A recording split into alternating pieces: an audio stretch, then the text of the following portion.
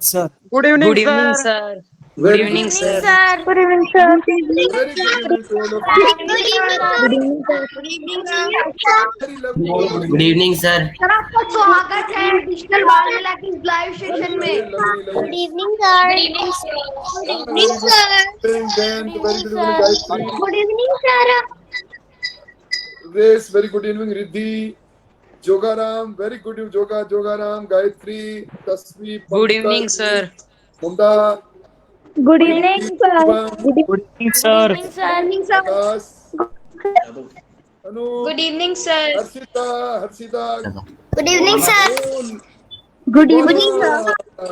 Lubana, my Good evening, lovely. sir. कैसे Good हैं evening, आप? sir. Good evening, sir. साथियों, लंबी पारी फॉर्मूला भारी इस टॉपिक पर हमारी सारी जिज्ञासाएं दूर करने के लिए और हमसे ढेर सारी बातें करने के लिए आज हमारे साथ जुड़े हैं उप नेता प्रतिपक्ष राजेंद्र राठौड़ जी। सर, मैं जानवी शर्मा आपका डिजिटल बाल मेला में स्वागत करती हूँ। Thank you, Manvi. सर, जैसा कि आप जानते हैं, आज हम जुड़े हुए हैं डिजिटल बाल मेला के साथ।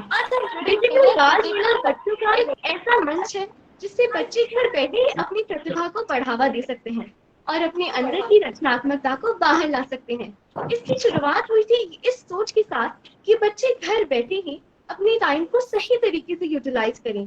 अब डिजिटल बाल मेला 2021 का कॉन्सेप्ट आपको संक्षेप में अच्छे से समझाने के लिए मैं इनवाइट करती हूँ हमारे साथी राघव कल्ला को।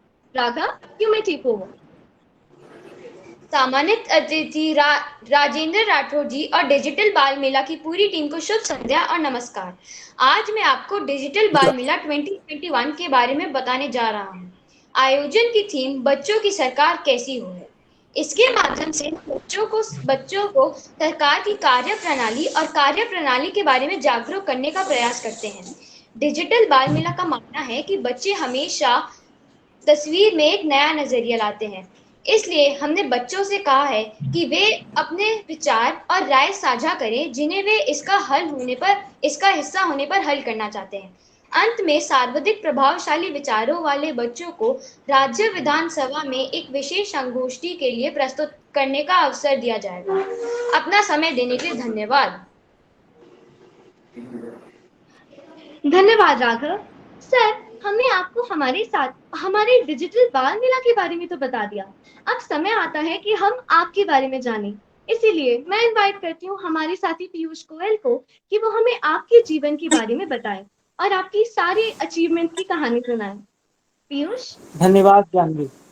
नमस्कार सर, मैं पीयूष गोयल हनुमानगढ़ राजस्थान से। अरे पीयूष, सबसे पहले तो आपको बताऊंगा कि चूरू की जनता आपके लिए क्या कह रही है कि आपने उनके लिए कैसा काम किया है। कुछ पंक्तियों के माध्यम से। कस्बा दिया था आपको, शहर बना दिया, कितनों को रोजगार दिया, घर बना दिया। कस्बा वाह, दिया था आपको, शहर बना दिया, कितनों को रोजगार दिया, घर बना दिया। किस तरह शुक्रिया हुजूर आपका करें, तकदीर बना दी है, मुकद्दर बना दिया, तकदीर बना दी है, मुकद्दर बना दिया। वाह पीयूष, वाह। धन्यवाद सर। और अब आज की वर्तमान स्थिति जो आपके प्रति जनता के भाव हैं। हर गांव गांव आपकी चर्चा बड़ी हुजूर, मन में है आपके लिए श्रद्धा बड़ी हुजूर। हर गांव गांव आपकी चर्चा बड़ी हुजूर, मन में है आपके लिए श्रद्धा बड़ी हुजूर। हरदम हमारे वास्ते तत्पर खड़े रहे, तत्पर तुम्हारे वास्ते जनता खड़ी हुजूर। तो आज जनता आपके लिए खड़ी है। इतने दशकों से आप जनता का कार्य कर रहे थे, आज जनता आपके लिए तत्पर खड़ी है। सिर्फ चूरू की नहीं, पूरे राजस्थान की जनता के आप दिल में बसते हैं, उनके दिलों में आपका राज है। तो आइए, सभी मेरे साथी उत्सुक हैं आपका परिचय जानने के लिए। बड़े सौभाग्य की बात है कि आज डिजिटल बाल मेला के द्वारा मुझे आपका परिचय देने का मौका दिया गया। राजनीति में लंबी पारी खेलने वाले राजेंद्र राठौड़ किसी परिचय के मोहताज नहीं है। करीब 3 दशक से राजस्थान जिले के चूरू विधानसभा में पर अपना वर्चस्व कायम कर रहे राजेंद्र राठौड़ राजस्थान विधानसभा के उपनेता प्रतिपक्ष के रूप में कार्यान्वित हैं।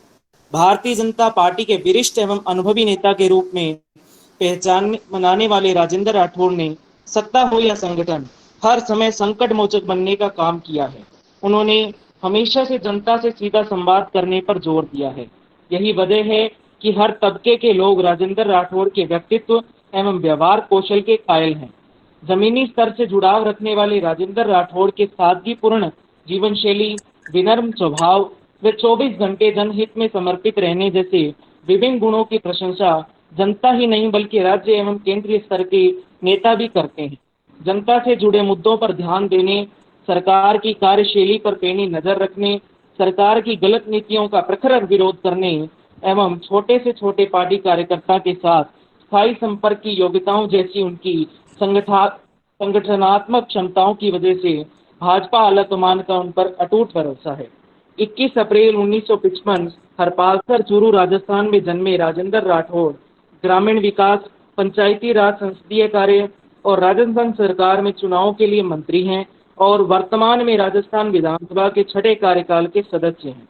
उन्होंने 1990, 1993, 1998, 2003, 2008 तारानगर, 2013 और 2018 में चूरू विधानसभा सीट पर जीत हासिल की। शेखावती क्षेत्र से आने वाले राजेंद्र राठौड़ का राज्य की बिजली संरचना में तीसरा स्थान माना जाता है। राजेंद्र राठौड़ ने उच्च शिक्षा ग्रहण की है। उनके पास बीएससी, एमए, एलएलबी की डिग्री है, तो वहीं वो मास्को, थाईलैंड, तंजानिया जैसे अन्य कई देशों की यात्रा भी कर चुके हैं। वे देश के पूर्व प्रधानमंत्री स्वर्गीय चंद्रशेखर जी व पूर्व राष्ट्रपति स्वर्गीय भैरव सिंह जी शेखावत जी को अपना राजनीतिक गुरु मानते हैं। इसमें इनसे प्रभावित होकर ही राजेंद्र राठौड़ ने राजस्थान की मुख्य धारा में राजनीति में कदम रखा। 3 दशक से राजनीति में सक्रिय रहने वाले राजेंद्र राठौड़ ने 1990 से लेकर अब तक लगातार जीत हासिल कर जो रिकॉर्ड कायम किया है वो अद्वितीय है। राजेंद्र राठौड़ कुशल वक्ता एवं अनुभवी राजनीतिज्ञ के तौर पर पक्ष विपक्ष हर जगह बेहद सम्माननीय हैं और प्रदेश की राजनीति में दिग्गज नेताओं में से एक हैं। वे समाज के सभी वर्गों को साथ लेकर प्रदेश की राजनीति व विकास में एक सकारात्मक बदलाव ला रहे हैं। राजनीति व्यस्तता के बीच वे अपने व परिवार के लिए भी समय निकालते हैं। उन्हें रेडियो सुनना, कबड्डी खेलना, आध्यात्मिक साहित्य पढ़ना एवं बुद्धिजीवियों के साथ वार्तालाप करना बेहद पसंद है। अब राजनीति में लंबी पारी खेलने वाले राजेंद्र राठौड़ डिजिटल बाल मेला के बच्चों को इसका फॉर्मूला बताएंगे। वे बच्चों को बताएंगे कि कैसे राजनीति में सक्रिय भूमिका निभाकर जनता के दिलों पर राज करना है, कैसे एक कुशल राजनेता बनकर जनता का विश्वास कायम रखना है, तो वहीं एक राजनेता में क्या गुण उन्हें लंबे समय तक राजनीति में रहने के अवसर देती है। धन्यवाद सर। बहुत बहुत धन्यवाद पीयूष सर। हमारे साथी पीयूष ने तो एक बच्चे के नजरिए से आपके राजनीतिक अनुभव व आपके जीवन की हमें कहानी सुनाई। अब आपने जो इतनी लंबी पारी राजनीति में खेली है और आपका जो इतना मजबूत फॉर्मूला है, उस बारे में आप अपनी दृष्टि से और आपके जो राजनीति में अनुभव रहे हैं, मीठे और खट्टे भी, उसके बारे में आप हमारे साथ साझा करें आपके वो अनुभव। प्यारे बच्चों, डिजिटल बाल मेला के इस वर्चुअल प्लेटफॉर्म पर आपसे संवाद करते हुए मुझे बहुत सी प्रसन्नता हो रही है। आज तक मैंने संवाद किया राजनीति में काम करने वाले अपने समकक्ष लोगों के साथ, पत्रकार लोगों के साथ, बुद्धिजीवी लोगों के साथ। आज मैं उन नौनिहालों के साथ अपनी बात को साझा कर रहा हूं जो आज नहीं कल इस देश और प्रदेश के राजनीतिक के हस्ताक्षर बनेंगे। आप में से बहुत से आज वैज्ञानिक बनेंगे, प्रशासनिक सेवाओं में जाओगे, सामाजिक सेवा आप करोगे, तो मुझे गर्व है। मैं प्यारे प्यारे बच्चों को जब देखता हूं तो अन्यास ही मुझे मेरा बचपन याद आ जाता है, जब मुझे कहा गया कि डिजिटल बाल मेला में मैं नन्हे नन्हे बालकों के साथ संवाद करूंगा।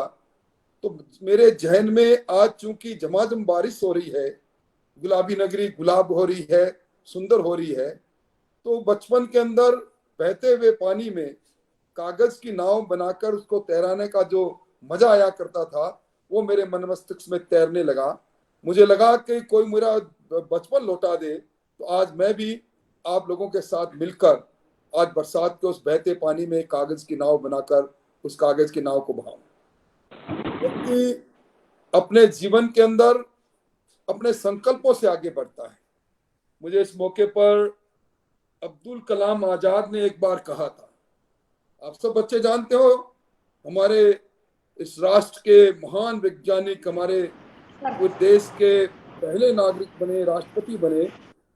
उन्होंने कहा था कि जो बच्चा सपने देखता है वही सपनों को साकार करने के लिए अपने मजबूत इरादे बनाता है, और जब सपने देखकर इरादे मजबूत होते हैं तो निश्चित तौर पर मंजिल भी उन लोगों के पास आ जाती है।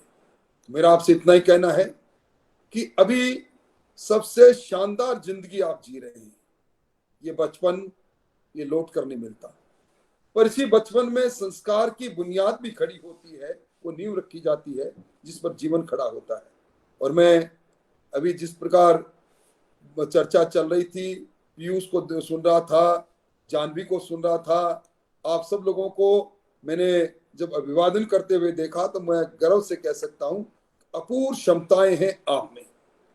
रहा मेरा बचपन में खेल कूद के साथ, हर जगह पर जब हम फुटबॉल खेला करते थे तो मन में एक ही बात रहती थी कि फुटबॉल के अगले मैच में मैं कैप्टन कैसे बनूं, और उसके लिए फिर अपने निर्धारित किया करता था गोलकीपर के रूप में अच्छा खेल पाऊंगा या साइड में खड़ा होकर अच्छा खेल पाऊंगा। अलग अलग समय में, जिस किसी के भी समय में जो भी प्रतिस्पर्धा का समय मिलता था, चाहे वो खेल का हो, चाहे हमारे जमाने में शनिवार का दिन, सैटरडे का दिन एक तरह से सांस्कृतिक दिन हुआ करता था, कविता बोलने का दिन हुआ करता था, राष्ट्रीय भक्ति से आत्मपुरत गाने गाने का दिन हुआ करता। तो सब में मन में सोचता था कि मैं सर्वश्रेष्ठ कैसे साबित हूं, अलग से कैसे दिखूं। बस अलग से दिखने की इस चाह ने मुझे पढ़ाई करते करते राजनीति की ओर मोड़ दिया, और निश्चित तौर पर कभी मन में संकल्प लिया था, मन ही मन, कि जिस भी क्षेत्र में काम करेंगे उसमें बिल्कुल डी के अंदर। बच्चों आप समझते हो डी किसको कहते हैं? फुटबॉल का गेम देखो तो फुटबॉल के गेम में गोलकीपर के आगे एक लाइन खींची रहती है डी नुमा, उसको डी कहते हैं। डी में घुस के खेलने की तमन्ना मन में रहती थी, और इसी प्रकार की राजनीतिक खेल में भी रहा।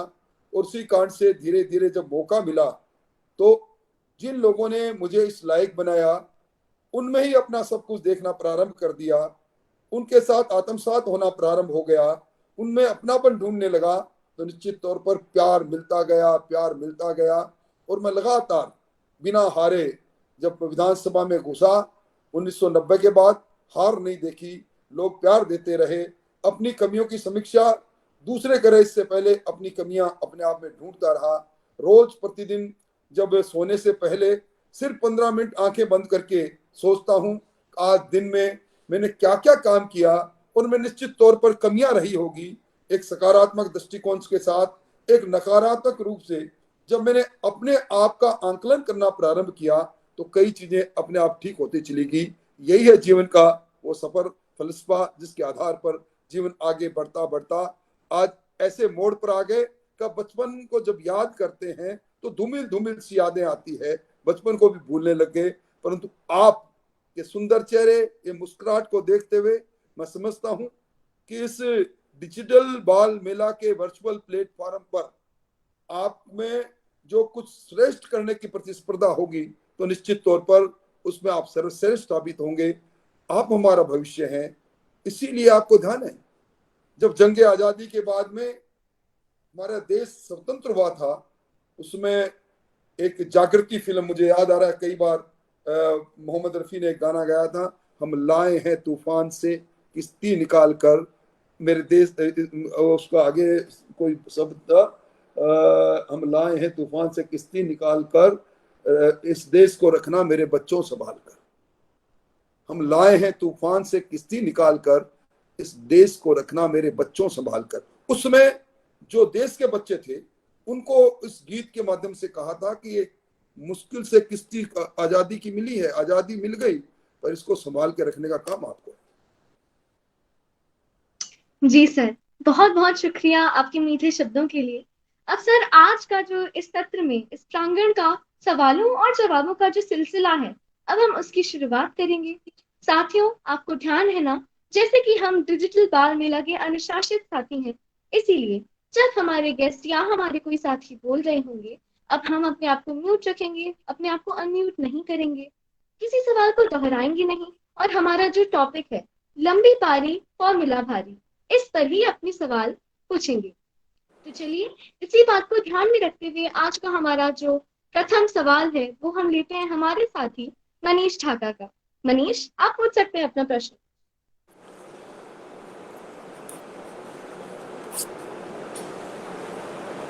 सर, मैं मनीष ढाका राजस्थान के नागौर जिले का रहने वाला हूँ। हाँ, सर, आपको मेरा Ram Ram sir. Ram Ram Manish, love you Manish. Sir, मेरा आपसे एक प्रश्न है। मेरा प्रश्न ये है कि मैं कानून व्यवस्था को लेकर राजस्थान में महिलाओं पर अत्याचार हो रहे हैं, बच्चियां दरिंद्रों के हाथों से शिकार हो रही है और यहाँ तक गला घोट उनकी हत्या कर दी जाती है। हम आए दिन अखबारों में ऐसी खबरें पढ़ने और देखने को मिलती है। आज उस जगह हुआ, आज उस जिले में हुआ। थाने में कोई परिवादी शिकायत को लेकर जाता है, जहाँ थाने में उसकी एफआईआर दर्ज नहीं होती है। राज्य में कानून व्यवस्था की स्थिति बेहद चिंताजनक है। हाल ही 2 दिन पहले एक दलित नेता पर उनके साथ मारपीट हुई और जानलेवा हमला हुआ, पर यहाँ तक उनके कपड़े फाड़ दिए गए। पुलिस मूक दर्शक बनी रही। क्या लोकतंत्र में ऐसी घटनाओं का कोई स्थान है? और गृह मंत्री का पद खुद मुख्यमंत्री के पास है, क्या गृह मंत्री का पद किसी और को सौंपना चाहिए ताकि राज्य की कानून व्यवस्था में सुधार हो? कानून व्यवस्था को लेकर आप क्या कहना चाहेंगे? जी सर। मनीष, तुमने जो चिंता व्यक्त की है वो आजकल आम राजस्थान के वासियों की चिंता बन गई।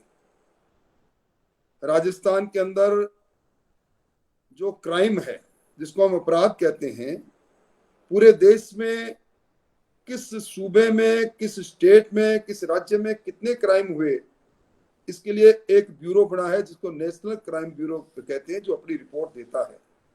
नेशनल क्राइम ब्यूरो की रिपोर्ट ये कहती है कि राजस्थान में अपराध और अपराधी दोनों बेकाबू हैं।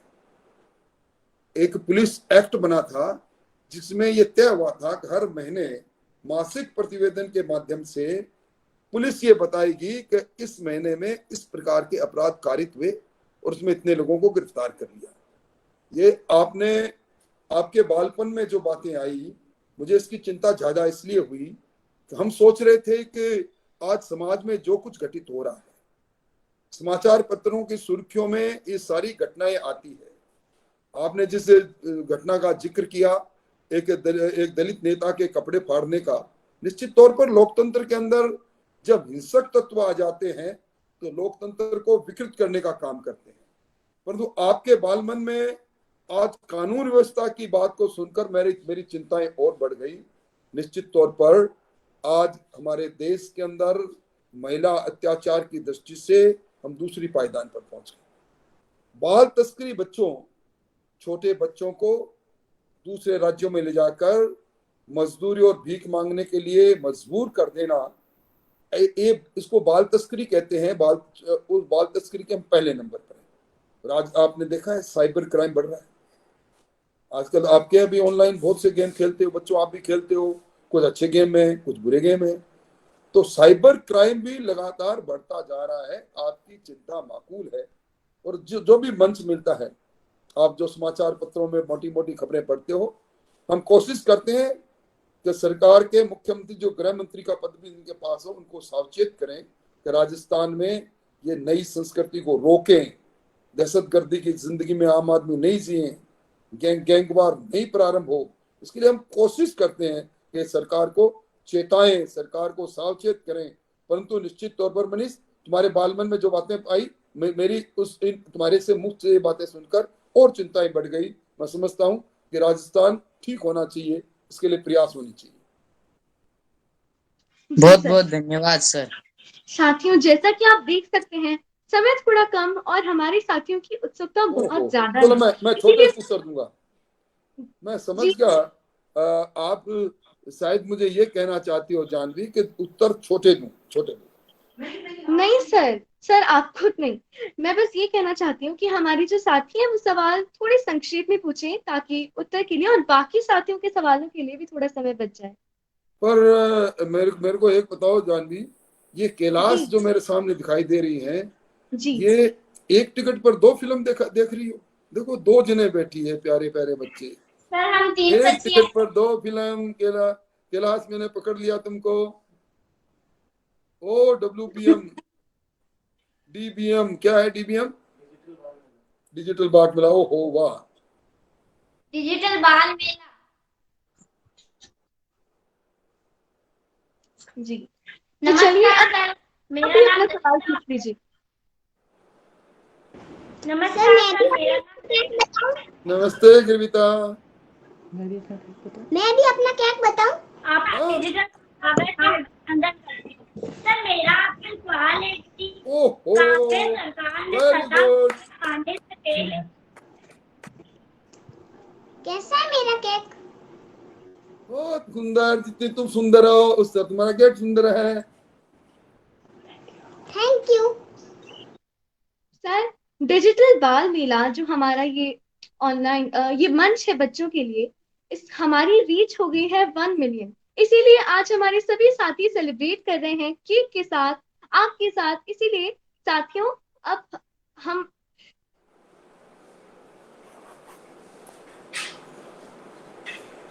बधाई सबको, बहुत बहुत बधाई 1 मिलियन रीच होने के लिए। बहुत बहुत बधाई बच्चों। तो चलिए साथियों Thank you, अब sir. सभी हम अपने केक काटते हैं।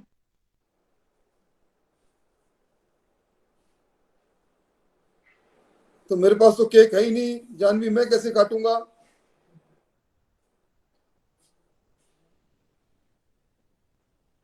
सर आपके साथ भी लेकर आएंगे और हमारे साथी जिनके पास भी अभी केक है वो अपना केक काट सकते हैं। वर्चुअली हमारे साथियों को केक खिलाएं।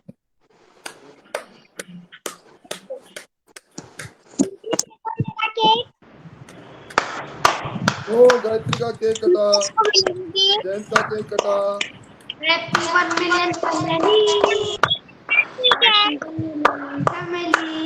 ओ तुम्हारा केक कितना बड़ा है, वाह वाह।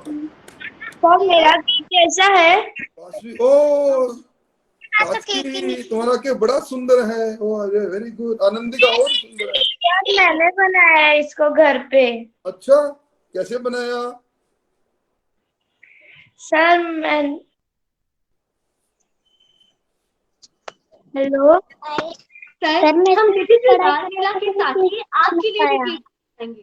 दरअसल आज क्योंकि बारिश थी इसलिए प्रोग्राम को हमें पोस्टपोन करना पड़ा, लेकिन नहीं तो हम आपके लिए केक सरप्राइज लेकर आने वाले थे। लेकिन कोई बात नहीं, हम आपके पास आएंगे। और अभी के लिए हम अपना जो सवाल जवाब का सिलसिला है उसे आगे बढ़ाते हैं। सवाल पूछते हैं हमारे साथी अब माही जैन। माही जैन आप अपना सवाल पूछ लीजिए। आपके लिए केक। सर मैं वाह माही जैन कुशलगढ़ से। हम लाए सर डिजिटल। हम लाए हैं तूफान से कश्ती निकालकर, मेरे देश को रखना मेरे बच्चे संभाल कर। तो सर निश्चिंत हो जाइए, हम बच्चे आ गए हैं राजनीति में कश्ती को संभालने के लिए। सर मेरा क्वेश्चन ये है कि लंबी पारी फॉर्मूला भारी का मतलब क्या हम यही समझे कि जो मोदी सरकार अभी काम कर रही है वह सब पर भारी है, या इसका मतलब कुछ और है? इसके बारे में आप क्या कहेंगे सर? माही आपने बड़ा अच्छा सवाल किया।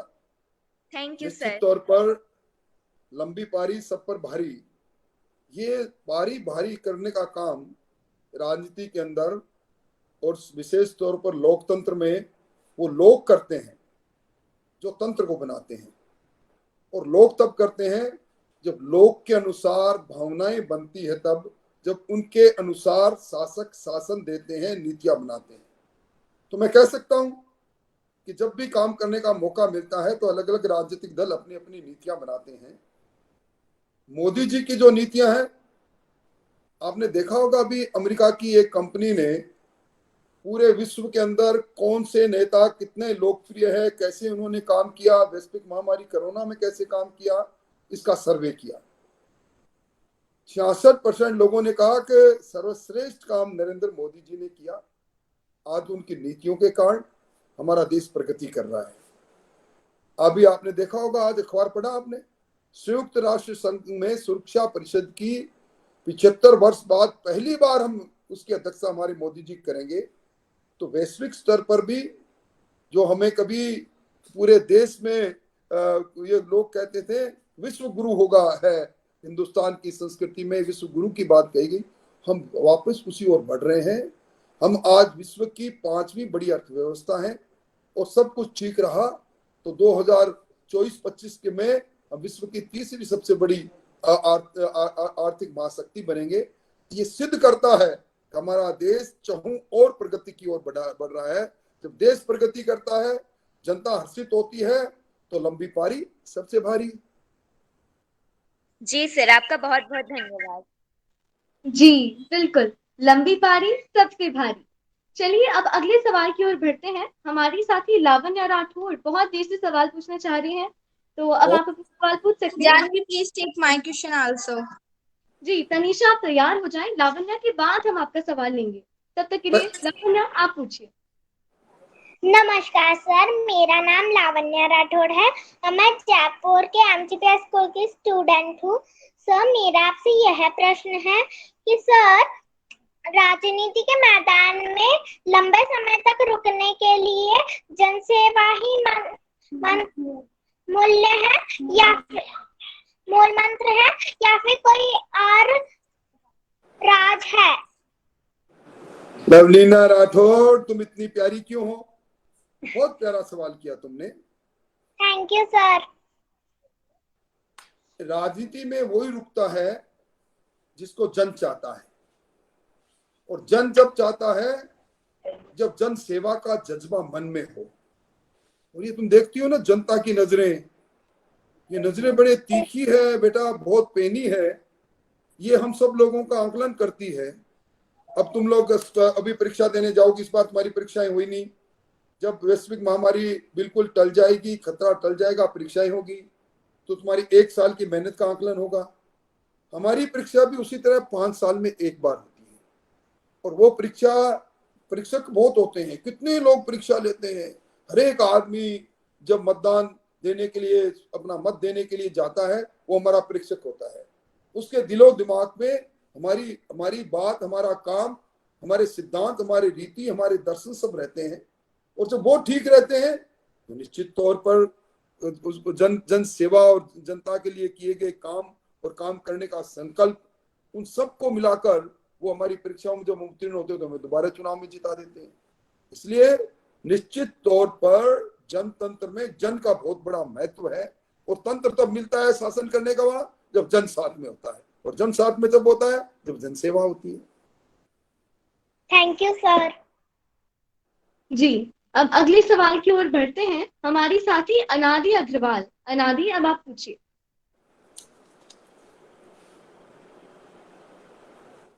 अनादि, क्या आप हमें सुन सकती हैं?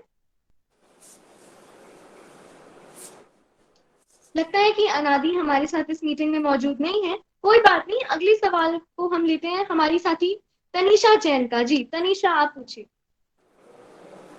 नमस्ते सर, मेरा नाम तनीषा जैन है। मैं राजस्थान के जयपुर जिले में खोरा बिसल में रहने वाली हूँ। सर, आप खोरा बिसल आए हुए हैं पंचायत में सर? जी मेरे को याद नहीं तनीषा, मैं काफी जगह गया हूँ। शायद मैं आया हूँ एक बार, जब मैं राज्य का चिकित्सा मंत्री था, तब शायद मुझे एक बार वहाँ किसी उद्घाटन के मौके पर आने का मौका मिला था, जहाँ तक मेरी स्मृतियां हैं। तुम बताओ, मैं आया कि नहीं तुम्हारे वहाँ? जी सर, आए हो। देखो तनीषा, मैंने पहचान लिया ना। अब यादगार के लिए क्या करना चाहिए बच्चों? अपने काम को याद करना चाहिए, और काम को याद करने के लिए रोज प्रतिदिन जो आपको काम मिलता है, चाहे वो स्कूल का काम हो, चाहे पेरेंट्स का काम हो, चाहे तुम्हें दूसरी गतिविधियां करनी, इन सारे को अपनी स्मृतियों में कैद करो, और स्मृति को अपने आप स्मृति आपकी तेज होती चली जाएगी। पर तनीषा, तुमने सवाल नहीं किया। जी सर, मेरा सवाल ये है, आपका राजनीति पे कैसा अनुभव रहा है, और सर आपने बच्चों के लिए क्या किया है और आगे आप क्या करना चाहेंगे? तनीषा, हमारे बच्चे हमारा भविष्य है, और भविष्य की बुनियाद और संस्कार, जहाँ कहते हैं ना माँ, जिसको मम्मी आप कहते हो, वो पहली शिक्षिका है बच्चों की। संस्कार वो देती है, और उसकी बुनियाद खड़ी करती है हमारी शिक्षा।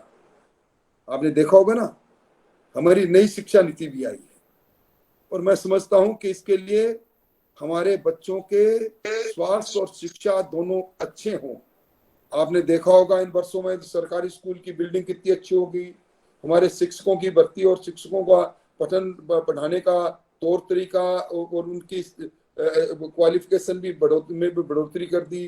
हमारा नामांकन लगातार बढ़ता जा रहा है। और जहां तक मेरी बात है, मैं जहां से एमएलए हूं वहां मैंने बच्चों के लिए एक नेचर पार्क है, उस नेचर पार्क में एक बाल वाटिका बनाई। मैंने बच्चों को कंप्यूटर शिक्षा के लिए जितने भी हमारे स्कूल है उसमें कंप्यूटर का प्रबंधन किया। मैंने बच्चों के स्वास्थ्य के लिए, जब मैं स्वास्थ्य मंत्री था तो मैंने एक अभियान चलाया। जब बच्चों में पहले पोलियो हुआ करता था, मैं तो सबसे पहले मंत्री बना जब पोलियो उन्मूलन का अभियान इस देश के अंदर दिल्ली और राजस्थान 2 स्टेट से एक साथ प्रारंभ हुआ था, जब उसमें भी मैं था। तो जब हमारे बच्चे शिक्षित होंगे, स्वस्थ होंगे और बच्चों में संस्कार अच्छे होंगे तो हमारे बच्चे आगे बढ़ेंगे। तो बच्चों के लिए करने के लिए राजनीति में बहुत काम है, बहुत काम है। ये तो हमारी बुनियाद है, हमारी नींव है। सर, राजनीति पर उम्र क्यों होती है? राजनीति में कोई उम्र नहीं। देखिए, एक राजनीति, एक तो राज करने की नीति है। बच्चा, आजकल ये जो नीति है ये हर जगह चलती है। अब आप बताओ, कई बार अभी मेरे एक छोटा सा पोता इतना सा 2.5 साल का, उसको खुश करने के लिए, वो रोता है तो मैं खुश करने के लिए मुझे उसको खिलौना दिलाना पड़ता है। इसको क्या कहते हैं, दादा ने बेटे पोते के साथ राजनीति की। बच्चों में आप सब लोगों को माँ बाप खुश करते हैं, कभी आपको खिलौना दिलाते हैं, कभी अच्छी ड्रेस दिलाते हैं। उसके पीछे मकसद क्या है, हमारा बच्चा खुश रहे। कई बार परिवार के लोग व्यस्त होते हैं तो आपको दूसरी चीज को कहते हैं। तो ये सारी राजनीति में उम्र कुछ नहीं है। अब आपके यहाँ क्लास में एक मॉनिटर होता होगा, आपके यहाँ गेम में एक कैप्टन बनता है। तो ये जो राजनीति नहीं, जो नीति होनी चाहिए, हम प्रतिस्पर्धा के अंदर, इस प्रतिस्पर्धा युग में हम आगे आगे आगे आगे बढ़ने की मन में कल्पना रखें। सर, मेरे बोलने का मतलब है कि 18 साल वाले ही वोट दे सकते हैं, ऐसे कुछ। तनीषा, देखिए हमारे साथियों की उत्सुकता बहुत ज्यादा और समय जैसा कि आप देख सकती हैं कम है, इसीलिए साथियों प्लीज एक ही सवाल पूछिए। तनीषा, कुछ समझ आ जाए, मुझे भी सवाल पूछना है। कुछ समझ आ जाए बच्चों को, कुछ परिपक्वता आ जाए, इसलिए उम्र का निर्धारण हमारे संविधान में किया गया है। जी सर, धन्यवाद। जी, तो चलिए अब हम आगे बढ़ते हैं। हमारे साथी पीयूष गोयल बहुत देर से सवाल करना चाह रहे हैं। जी, अब आप पूछ सकते हैं। धन्यवाद जानवी सर। पहले मैंने चूरू की जनता के भाव कहे थे, अब मैं मेरे मन के भाव आपसे कहता हूँ। पीयूष, तुम कहाँ से हो? नफरत भरी हनुमानगढ़ राजस्थान से, जहाँ से आपके बड़े भाई साहब रघुवीर के। अरे पीयूष, तुम कभी बनोगे क्या? आइए।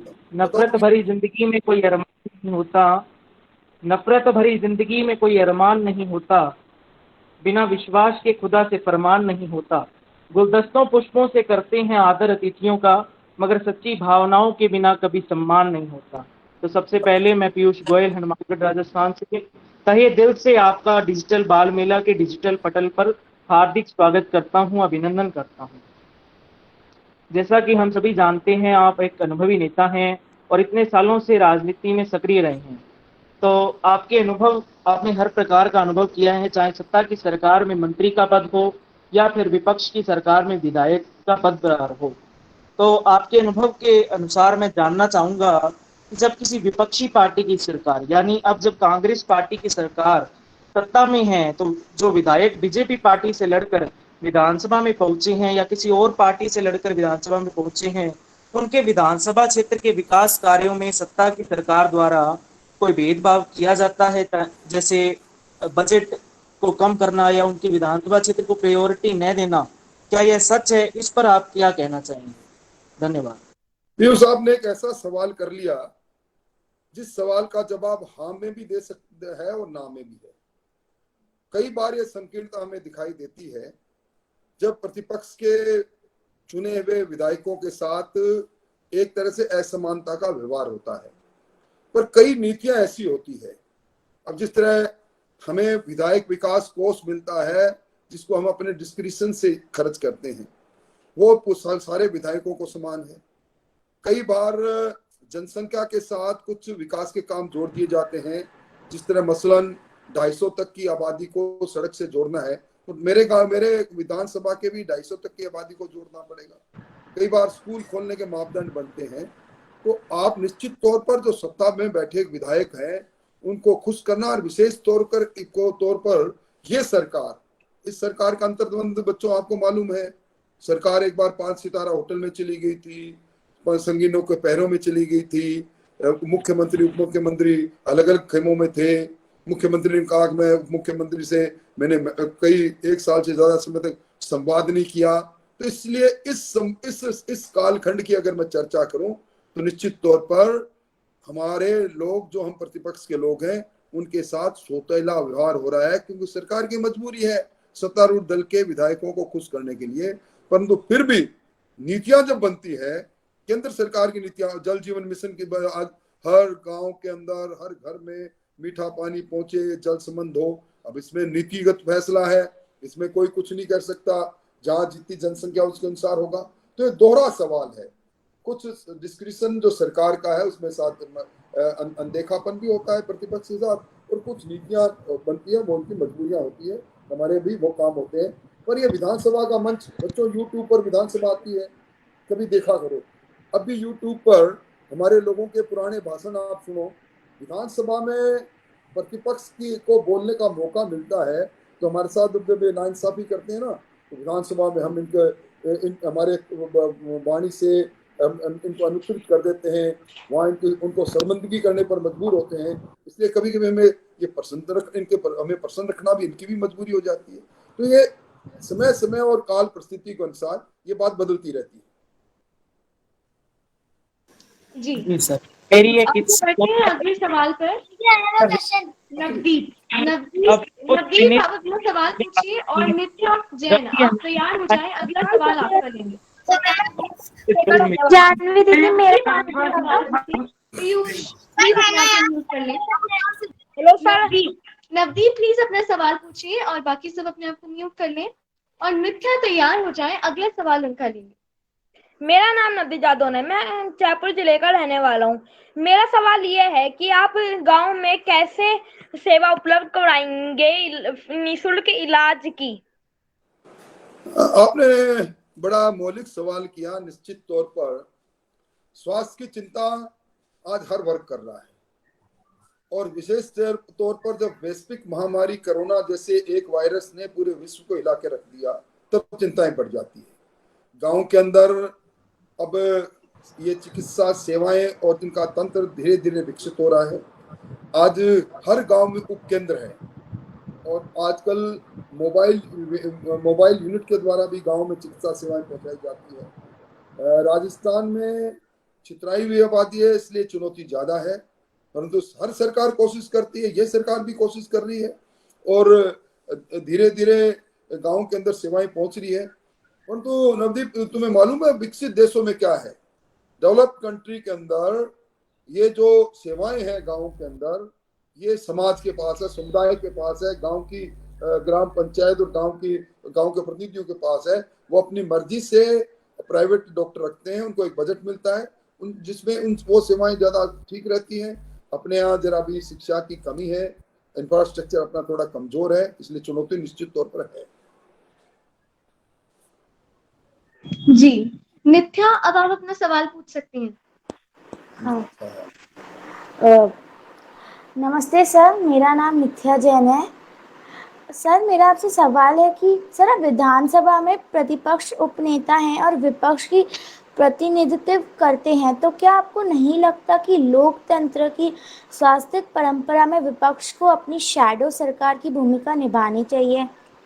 केंद्र हो या राज्य, हर जगह विपक्ष अपनी विरोध करने की ही भूमिका को निभा रहा है, क्या ये सही है? ये बड़ा मौलिक सवाल किया नित्या तुमने। एक बार जब हम इससे पहले विपक्ष में थे, उस समय शेडो गवर्नमेंट हमने बनाई थी। हर विभाग के साथ हमारा 2-3 विधायकों को लगाया था। वो अपना विजन और अपना विरोध का नजरिया और हमारा खुद का नजरिया भी जनता के सामने रखते थे।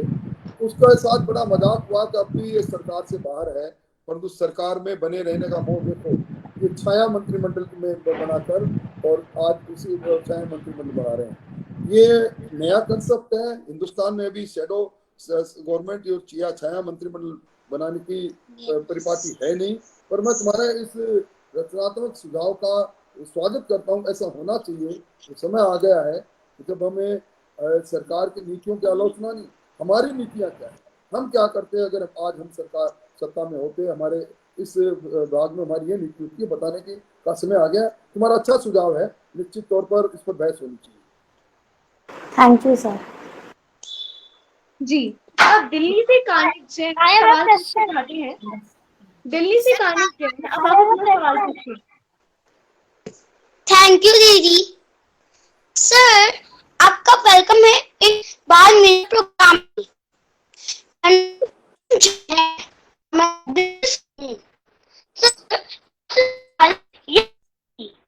आवाज नहीं आ रही कर्णिक। सर, अगर आप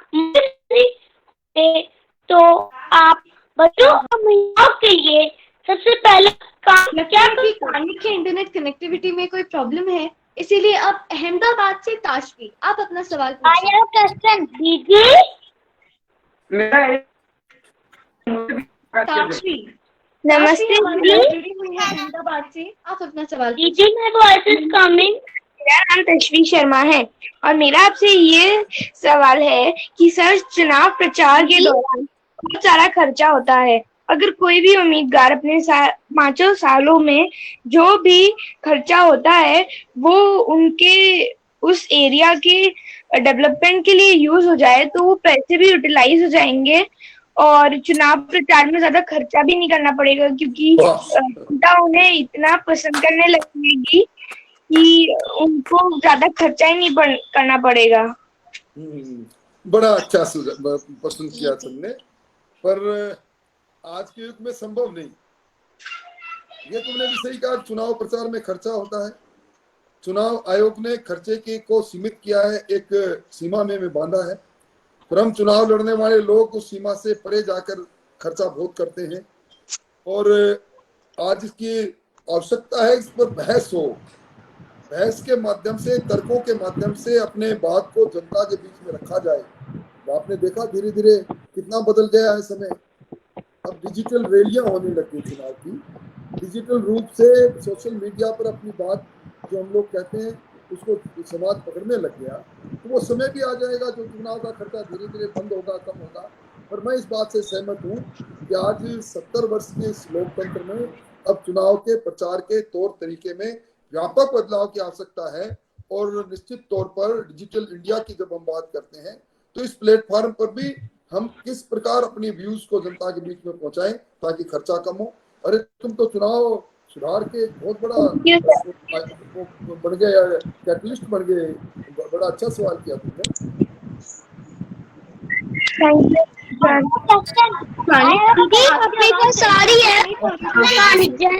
कब आपकी आवाज आ रही है? पहले नहीं आ रही थी। आप अपना सवाल पूछ सकते हैं। Next is mine. Thank you दीदी। सर, आपका वेलकम है प्रोग्राम में। आपको म्यूट रखें ताकि हम आप सभी के सवाल ले सकें। सर, आपका वेलकम है इन बाल मिलक प्रोग्राम में। My name is Kanik Jain. I am from Delhi. Sir, मेरा आपसे ये सवाल है कि अगर आप मुख्यमंत्री होते तो आप बच्चों और महिलाओं के लिए सबसे पहला काम क्या करते? वाह भाई, हिंदुस्तान की राजधानी से कर्णक बोला तो क्या बोला। अगर मैं मुख्यमंत्री होता तो सबसे पहले मैं बच्चों के लिए खेल कूद के और पढ़ने के लिए अच्छी व्यवस्थाओं में लगता, शिक्षा की अच्छी व्यवस्था, बच्चों के स्वास्थ्य की अच्छी व्यवस्था। और आज के इस आधुनिक समय के अंदर ये स्मार्ट क्लास का कंसेप्ट है ना, डिजिटल लाइब्रेरी की बात होने लग गई। तो इन सारी चीजों को बढ़ाकर इस नवाचार को शिक्षा के साथ जोड़कर, और मैं एक काम जरूर करता, मैं बच्चों को खेल कूद के लिए 1 घंटा खेल मैदान में जाने की अनिवार्यता जरूर करता है। बच्चों के पीठ पर लदे हुए इस बोझ रूपी इस थैले को जरूर कम करता और सामाजिक और व्यवहारिक शिक्षा के साथ और स्किल के साथ बच्चों को जरूर जोड़ता। ये काम मैं जरूर करता। महिलाओं के लिए हम महिलाओं की साक्षरता को बढ़ाते, महिलाओं के सुरक्षा का प्रबंधन करते ताकि बेझिझक होकर वो समाज के अंदर अपना योगदान दे सके। आज का जो वातावरण है उसमें महिला अपराध और अपराधियों का ज्यादा शिकार हो रही है, उनको कठोर दंड देने के प्रावधानों को लेकर आते ताकि महिला सुरक्षित हो रहती और महिला आज बराबरी के हकदार है। राजनीति के अंदर भी जो अभी पंचायत और स्थानीय निकायों में आरक्षण है उसको और आगे बढ़ाने की बात भी निश्चित तौर पर मैं करता अगर मैं मुख्यमंत्री होता। शब्द बड़ा खतरनाक है करना। Thank you sir. आगे अगले प्रश्न की लक्ष्य सेठिया अपना सवाल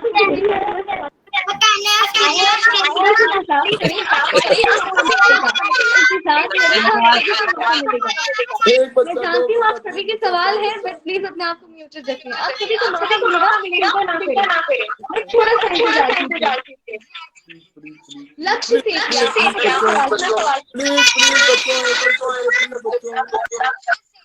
एक बच्चा बोलो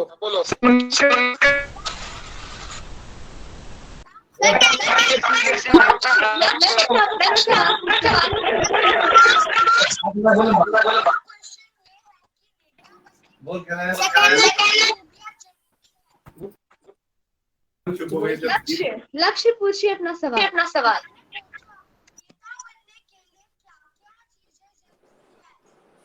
लक्ष्य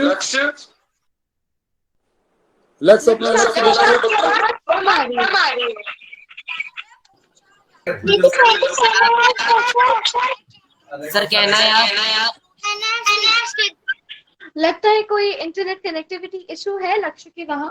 तो चलिए हम आगे बढ़ते हैं रिद्धिमा के सवाल की ओर। रिद्धिमा आप यहाँ मौजूद हैं, आप अपना सवाल कर सकते हैं। नेक्स्ट माइन जैन को इनका प्लीज। जी जयंत आपका अगला सवाल लेते हैं, आप तैयार हो जाइए। उससे पहले रिद्धि आप अपना सवाल। जानवी दीदी रिताज। उसके बाद में जानवी दीदी मुझे अवश्य मौका देना, मेरा एक अहम प्रश्न है। सबको मौका दिया जाएगा। पहले रिद्धिमा अपना सवाल पूछे और जयंत तैयार हो जाए क्योंकि अगला सवाल आपका लेंगे। जयंत के बाद मुझे अवश्य मौका देना। जी दीदी प्लीज मेरा टर्न। दीदी मेरा पहले मेरा जयंत का सवाल हो जाए, दीदी थोड़ा सा कीजिए बस। रिद्धिमा या फिर सर को सब बजे छुट्टी देंगे आज।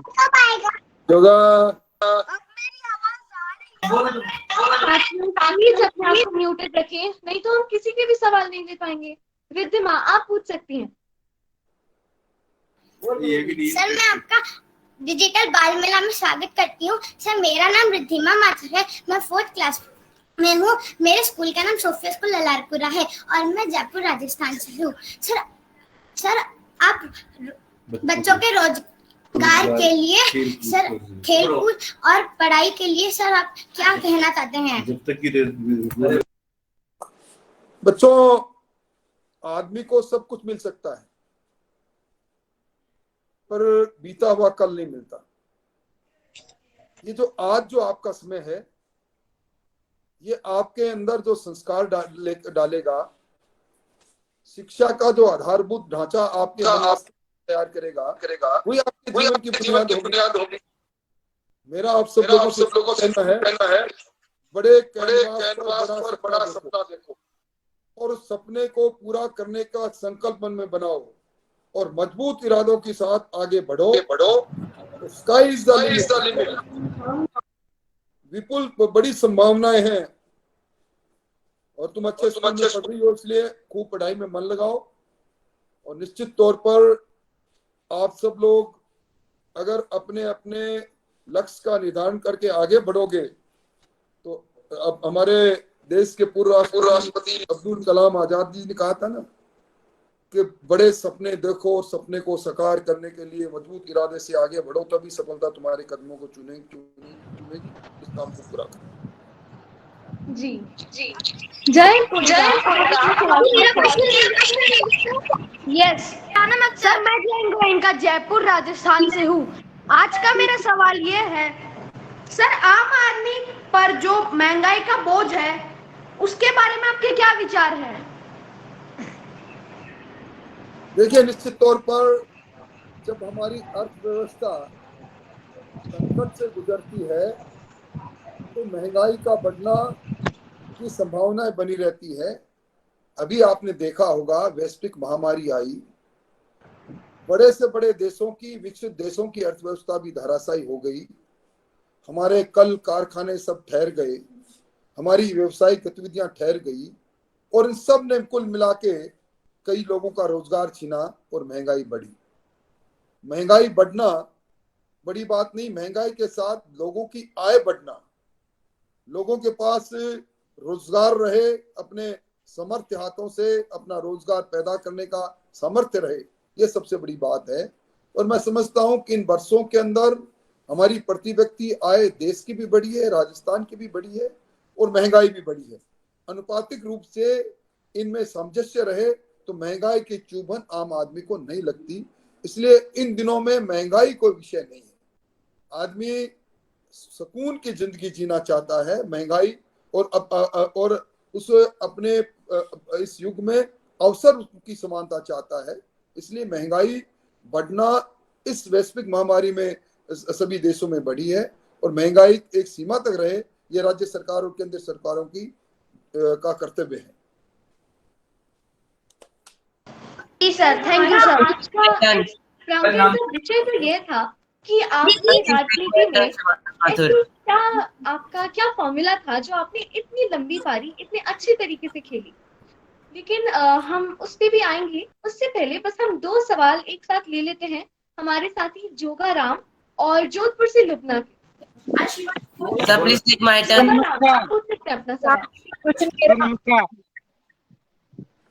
सर। नमस्कार दीदी, पूछ लो।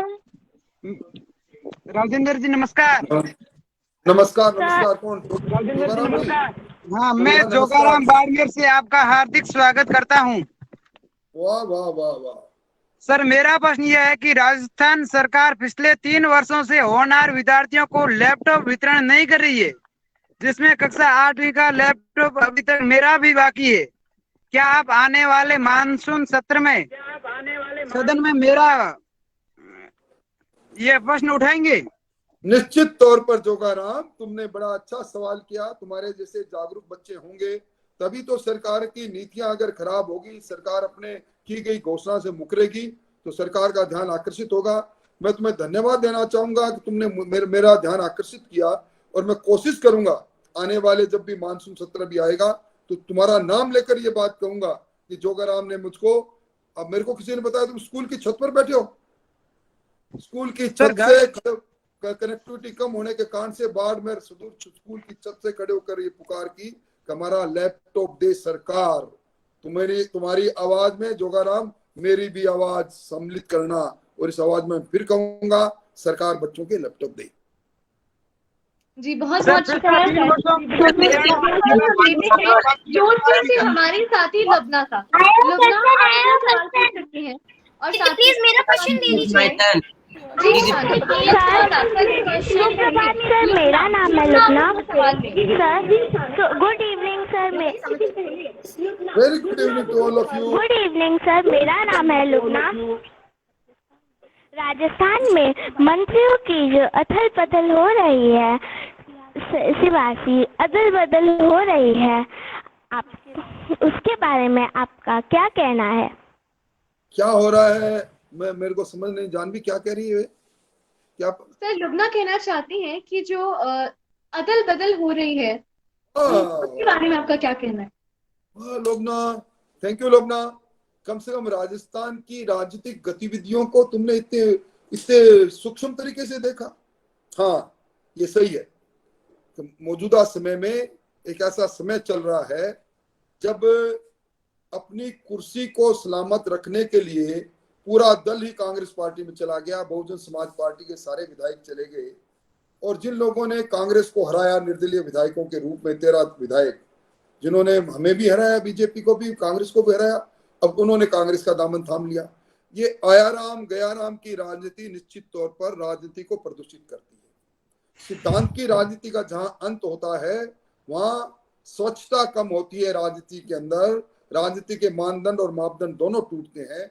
उसके अंदर निश्चित तौर पर जब राजनीति का ह्रास होता है तो सरकार की गवर्नेंस में कमी आती है, और गवर्नेंस में कमी आती है तो कोई भी प्रदेश है उसके विकास में, उसकी नीति में कमी आएगी। तुम्हारी चिंता बहुत अच्छी है, तुम्हारी चिंता में मैं मेरी चिंता शामिल करता हूँ लवना। Thank you sir. अगला सवाल sir please take my turn. Shivansh Mathur. Shivansh Rudresh please कीजिए। शानम अपना सवाल प्लीज। अगला टर्न मेरा।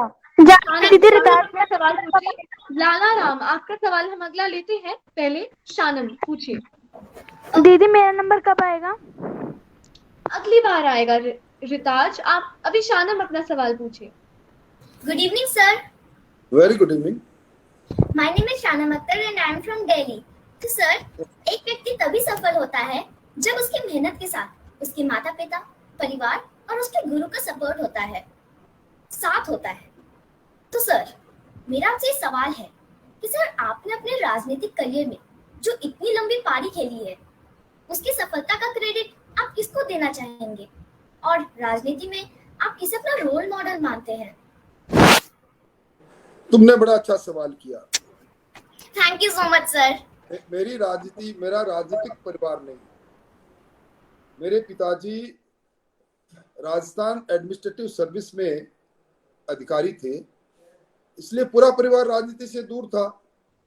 इसलिए राजनीति रूप से मेरे इस सफर के अंदर मैं मेरे परिवार से ज्यादा हमारे पूर्व राष्ट्रपति भैरव सिंह जी शेखावत और पूर्व प्रधानमंत्री चंद्रशेखर जी को इसलिए दूंगा कि जब मैं राजस्थान विश्वविद्यालय छात्र संघ का अध्यक्ष बना और मैं चंद्रशेखर जी के संपर्क में आया, मैं आदरणीय भैरव सिंह जी के संपर्क में आया और उन्होंने मुझे तराशने का काम किया। जिस तरह तुम्हारे क्लास में टीचर पढ़ाते हैं ना, और अच्छे बच्चे वो टीचर की कही हुई बातों को उस लेक्चर को अच्छी तरह लिखते हैं, पढ़ते हैं, फिर उसको कंटेस्ट कर लेते हैं और आगे बढ़ जाते हैं। उस तरह मेरे भी ये टीचर थे जिन्होंने मेरे को राजनीति के तौर तरीके मैंने इनसे समझे, सीखे और फिर जन सेवा को अपना माध्यम बना लिया और फिर राजनीति में आगे बढ़ता चला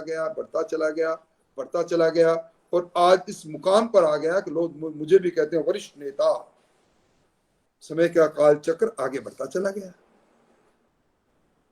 जी, अब लाला राम आप अपना सवाल पूछें और अगले सवाल के लिए तैयार हो जाएं रिताज।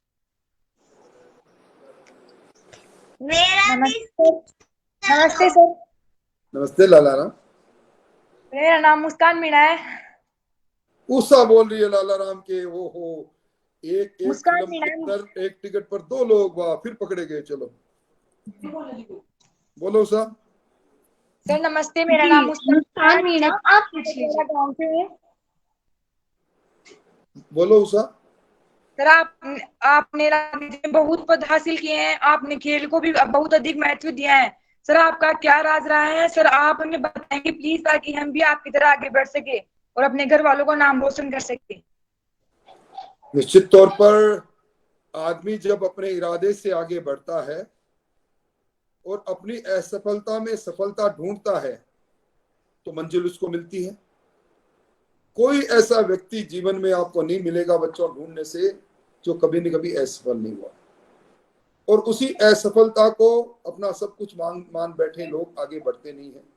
इसलिए असफलता में सफलता को ढूंढना और सामने खींची हुई लाइन से लंबी लाइन खींचने की तमन्ना रखना, ये काम जो भी करेगा जीवन में वो आगे बढ़ता चला जाएगा। और तुम में से सब बच्चे यही काम करेंगे, ये मुझे पूरी उम्मीद है। Thank you sir. रिताज आप पूछ लीजिए अपना सवाल। Hello sir. एक दीदी सवाल मेरा, एक प्रश्न मेरा है। जी अगली बार लेते हैं आपका सवाल। रिताज अभी के लिए पूछिए। और उसके बाद प्लीज मेरा ले लेना, शिवांश माथुर। जी। हेलो सर, मेरा मेरा नाम रिताज कौशिक और मैं जयपुर से रहने वाली हूँ। वाह रुदांस। पहले तो मैं ना बीजेपी के लिए कुछ पंक्तियां स्पष्ट करना चाहती हूँ। जहाँ हर सर झुक जाए वही मंदिर है, जहाँ हर नदी समा जाए वही समंदर है। जीवन की इस कर्म भूमि में युद्ध बहुत है, जो हर जंग जीत जाए वही बीजेपी जैसी पार्टी है। वाह वाह वाह वाह। Thank you sir. जहाँ नदी अभी मेरा आप समंदर है। वाह ब्यूटीफुल, बहुत अच्छा। मेरा प्रश्न आपसे यह है कि अगर किसी राज्य की सरकार अगर कोई गलत फैसला लेती है जो कि राज्य के लोगों के लिए ठीक नहीं है, तो क्या अपोजिशन पार्टी उसके खिलाफ खड़ी हो सकती है? क्या वो लोगों के लिए सही फैसला दिला सकती है लोगों के लिए? निश्चित तौर पर हम प्रतिपक्ष के लोग हैं, हमारा कर्तव्य है हम पैनी निगाह से सरकार की नीतियां और सरकार के कार्य को देखें। विधानसभा की यूट्यूब पर तुम देखोगे तो मुझे कहना नहीं चाहिए क्योंकि राजनीतिक मंच नहीं, पर कई बार सरकार घुटनों के बल चलती है। सरकार मजबूर हो जाती है अपनी नीतियों को बदलने के लिए। इसके दो ही माध्यम है, या तो लोकतांत्रिक संस्थाओं में चुने हुए लोक प्रतिनिधि मुखर होकर विरोध करें, या जनता के साथ लोक प्रतिनिधि सड़क पर लड़े। तो सड़क से लेकर सदन तक हम इस लड़ाई को निश्चित तौर पर मौका आता है तो छोड़ते नहीं और लड़ते हैं और लड़ते रहेंगे। जी, शिवांश माथुर हमारे साथी हैं इसी प्रांगण में। आप पूछ सकते हैं शिवांश। रुद्रेश आपका नाम लिखा हुआ है। अगला सवाल मैं आपसे लेती हूँ। अभी के लिए शिवांश अपना सवाल पूछे।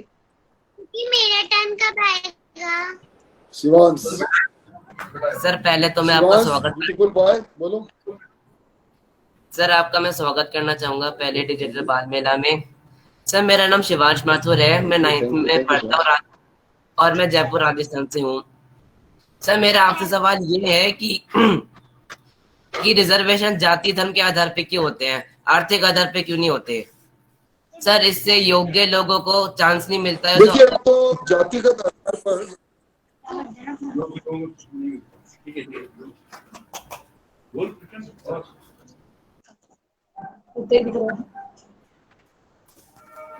Yes sir.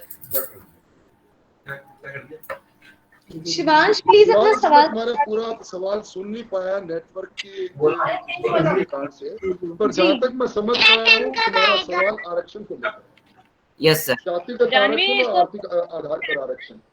Yes sir. निश्चित तौर पर जब इस बात को हमें नहीं भूलना चाहिए कि हमारा समाज और समाज में जिस प्रकार का वर्ग भेद रहा, कुछ लोग समाज की मुख्य धारा से अलग चले गए। आज तुम साक्षरता को ले लो और दूसरे मापदंड को दे लो, हमारे दलित समाज के लोग उसमें थोड़े से पिछड़े रहते हैं। अब इन पिछड़ों को अगड़ों में कैसे शामिल करें, इसको मुख्य धारा में कैसे ले आए, इसलिए हमारे संविधान निर्माताओं ने जातिगत आरक्षण की बात कही थी और उस समय समसामयिक भी थी। परंतु अब आर्थिक आधार पर आरक्षण का युग भी प्रारंभ हुआ। अपने देश के प्रधानमंत्री नरेंद्र मोदी जी ने, तुमने देखा होगा, पिछले वर्ष ये फैसला किया 10% हमारे हर प्रतियोगिता में आरक्षण के आधार पर भी आरक्षण हमारे लोगों को मिले, इसका किया। तो उस समय की परिस्थितियां और आज की परिस्थितियों में लंबा भेद नहीं हुआ। आज भी जाति और समाज के आधार पर गांव में चले जाओ, आपको अलग अलग मोहल्ले बने हुए मिलेंगे। तो जातिगत आधार पर असमानता उस युग से थी जब राजतंत्र था, और उस जातिगत आधार पर विषमताओं को दूर करने के लिए हमारे संविधान निर्माताओं ने जातिगत आधार पर आरक्षण किया। और अब चूंकि आर्थिक आधार पर भी विषमताएं होने लगी, असमानता होने लगी, इसलिए इस आरक्षण के दायरे को बढ़ाकर आर्थिक आधार पर भी आरक्षण किया है। ये समय की रफ्तार है। इक्वल प्लेटफॉर्म सबको मिले प्रतिस्पर्धा करने के लिए। वो समय आ जाएगा जब इन चीजों की जब आवश्यकता नहीं होगी, तब युग बदलेगा, तो समय तब कई नीतिगत फैसले भी बदलते हैं। रुद्रेश अब आप अपना सवाल पूछ सकते हैं और आप तैयार हो जाए, अगला सवाल आपका लेंगे। ख्वाहिश नमस्ते सर। मैं करोड़ी से हूँ और मेरा नाम है महीरा दफलावत। मैं 6.5 इयर्स का हूँ और मैं फर्स्ट क्लास में हूँ। मेरा सवाल ये था मेरा सवाल ये था कि हमारे स्कूल बैग में इतनी ज्यादा नोटबुक्स होती है, बुक्स होती है, तो वो हमारे लिए बहुत ज्यादा हैवी हो जाता है और ऊपर से इतना ज्यादा हमको होमवर्क भी दे देते हैं कि हम लोग खेल ही नहीं पाते, खेलने का टाइम ही नहीं मिल पाता हमको। निश्चित तौर पर तुमने बड़ा अच्छा सवाल किया। अगर ये बच्चों का बोझ आपकी गवर्नमेंट यहाँ पर होती तो क्या आप इसको कम करवाते? थैंक निश्चित यू। तौर पर हमारा समय दूसरा था, आपका समय दूसरा है। अब तुम रुद्रीश ऑनलाइन क्लासेस में पढ़ते हो। देखो, वैश्विक महामारी में तुमने ऑनलाइन क्लासेस पढ़ी होगी ना, और तुम स्मार्ट क्लास में देखते हो जहाँ डिजिटल क्लासरूम है। इसलिए धीरे धीरे बस्तों का बोझ कम हुआ। इस बार सरकार ने बस्तों का बोझ कम करने के लिए कुछ फैसले भी लिए थे। मैं समझता हूँ अब ये शिक्षा की दृष्टि से एक आमूलचूल परिवर्तन हो रहा है देश की नई शिक्षा नीति के कारण, और बच्चों पर, छोटे बच्चों के सर्वांगीण विकास की बात हो रही है, उनके व्यक्तित्व विकास की बात हो रही है, हमारी शिक्षा नीति का अंग भी है। इसलिए धीरे धीरे सभी सरकारें कोशिश कर रही है। राज्य सरकार ने भी कोशिश की कि बच्चों पर ये जो बस्ते का बोझ के रूप में कई किताबें ये कम हो। नमस्ते अंकल, मेरा नाम है रुद्रेश बेफलावर। मैं 7th क्लास में पढ़ता हूँ और मेरा आपसे ये क्वेश्चन है, जबकि हम स्कूल की बिल्डिंग यूज भी नहीं कर रहे हैं, हम स्कूल का प्लेग्राउंड नहीं यूज कर रहे हैं, हम उसकी फैसिलिटीज नहीं यूज कर रहे हैं, तो भी हमसे पूरी फीस क्यों ली जा रही है? आप क्यों नहीं कुछ करते? दोबारा करें आप सवाल। Janvi, what happened Janvi? रुद्रेश, अपने सवाल को please दोहराइए।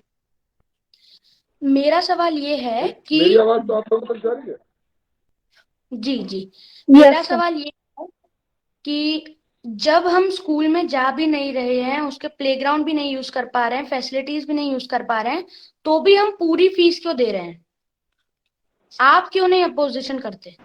Yes sir, same problem in my school also. देखिए, ये सही बात है कि जब आप स्कूल में जाते नहीं हो और प्लेग्राउंड का इस्तेमाल नहीं लेनी चाहिए, ये एक नीतिगत बात है। परंतु स्कूल के खेल मैदान से बच्चों का टूटता हुआ रिश्ता ये अच्छे संकेत नहीं दे रहा। निश्चित तौर पर आज के समय में ऑनलाइन जिस प्रकार के गेम आप लोग खेलते हो, मैं आज ही के समाचार पत्र में पढ़ रहा था, फ्री फायर गेम में एक छतरपुर के 13 वर्ष कृष्णा ने गेम खेला और अपनी माँ के 40,000 रुपए निकालकर उस गेम में लगाए और उसके बाद आत्महत्या कर ली।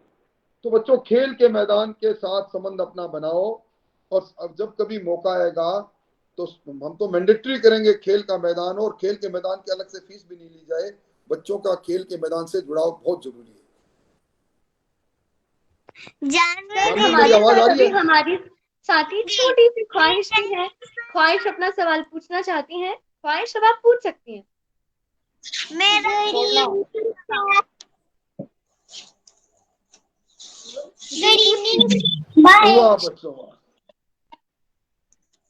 Good evening sir. जानवी, मेरा नंबर कब आएगा? मैं क्लास 3 की स्टूडेंट हूँ। मैं आपसे पूछना चाहती हूँ कि राजनेता लोग राजनीति में लंबे समय तक रहने के लिए क्या आइडिया लगाएंगे? जानवी, मेरी मदद करोगी? बच्चे का सवाल क्या है? सर, ख्वाहिश पूछना चाहती हैं कि राजनीति में हम लंबे समय तक कैसे रह सकते हैं? देखिए, किसी भी काम के अंदर जन भावनाओं के साथ अपने आप में जोड़ के जब काम प्रारंभ होता है, जब निस्वार्थ सेवाएं होती है, और जब उस व्यक्ति को जो पीछे खड़ा हुआ आपको देख रहा है उसकी भावनाओं की कदर होती है, जब मन में एक विकास का सपना होता है, तो निश्चित तौर पर बदलाव होता है। और उसमें इस प्रतिस्पर्धा में वही टिके रहते हैं जो पवित्रता के साथ अपने कर्म को निभाते हैं। ये सारी भावनाएं आपने देखा होगा, राजस्थान की विधानसभा में नए जो हमारे विधायक आते हैं, अगली विधानसभा में 70% हार जाते हैं, क्योंकि उनके तौर तरीके बदल जाते हैं, उनके जीवन जीने का अंदाज बदल जाता है, और जनता उन्हें फिर अगली बार चुनकर नहीं भेजती। जन भावनाओं के जो आदर करेगा वही बार बार पारी खेलेगा, और यही एक मूल मंत्र है इसका।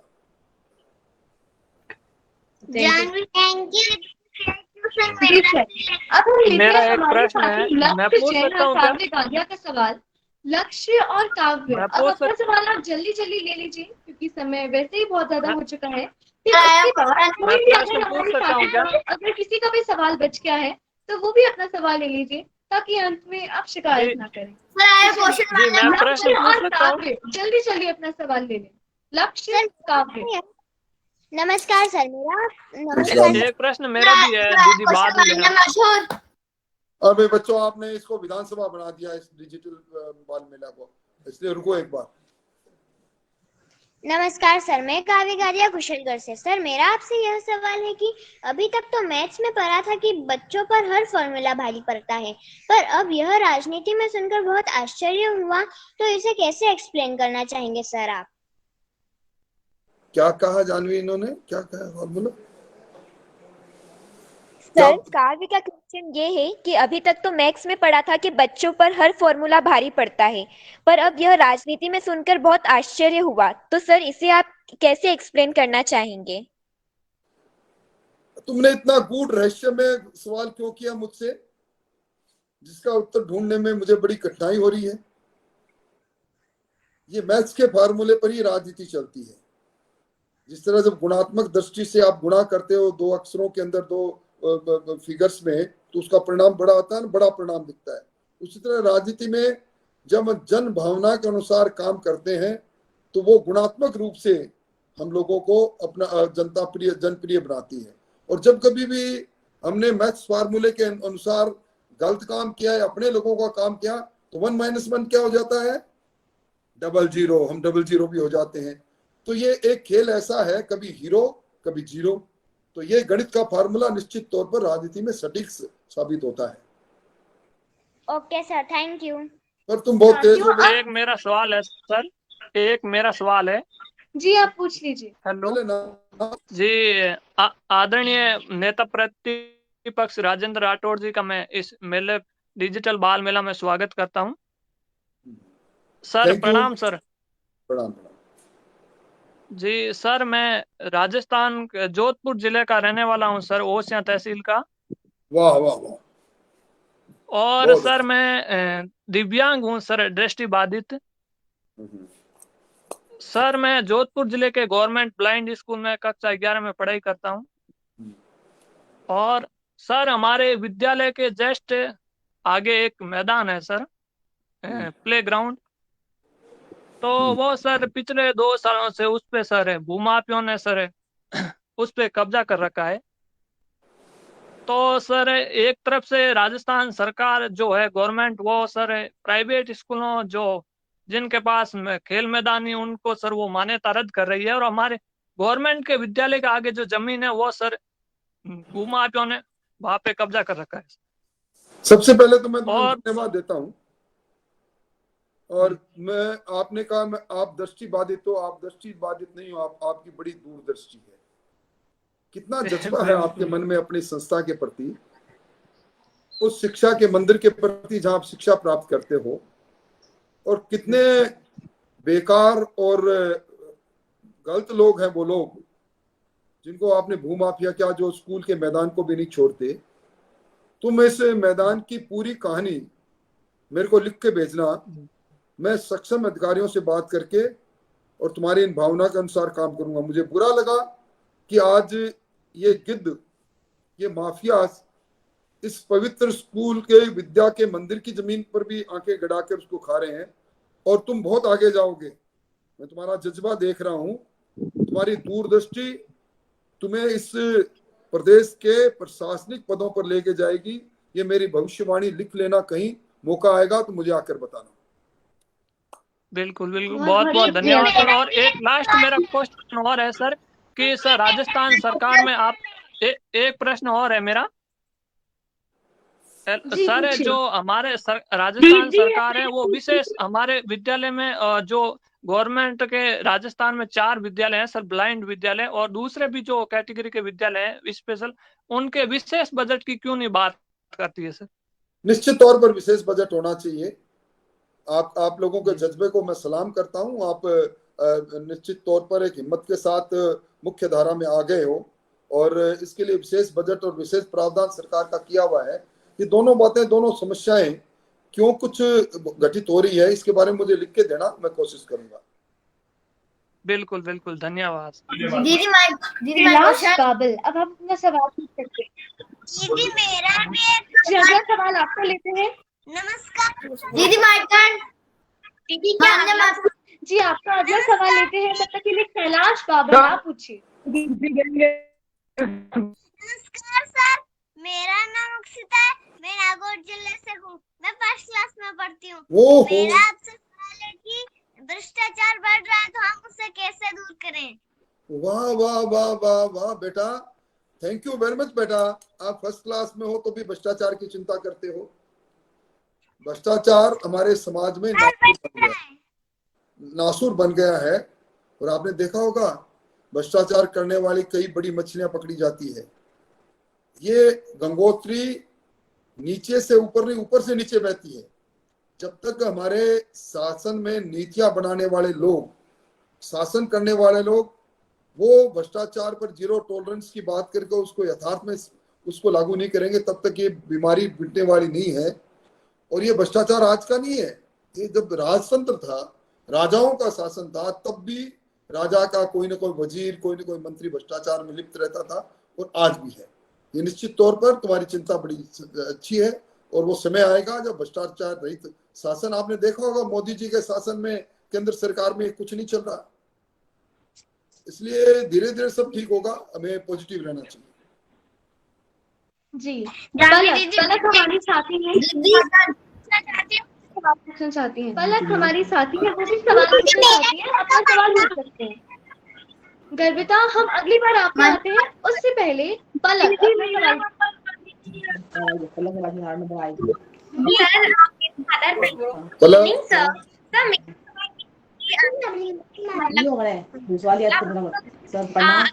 मेरा नाम गर्विता दवे है।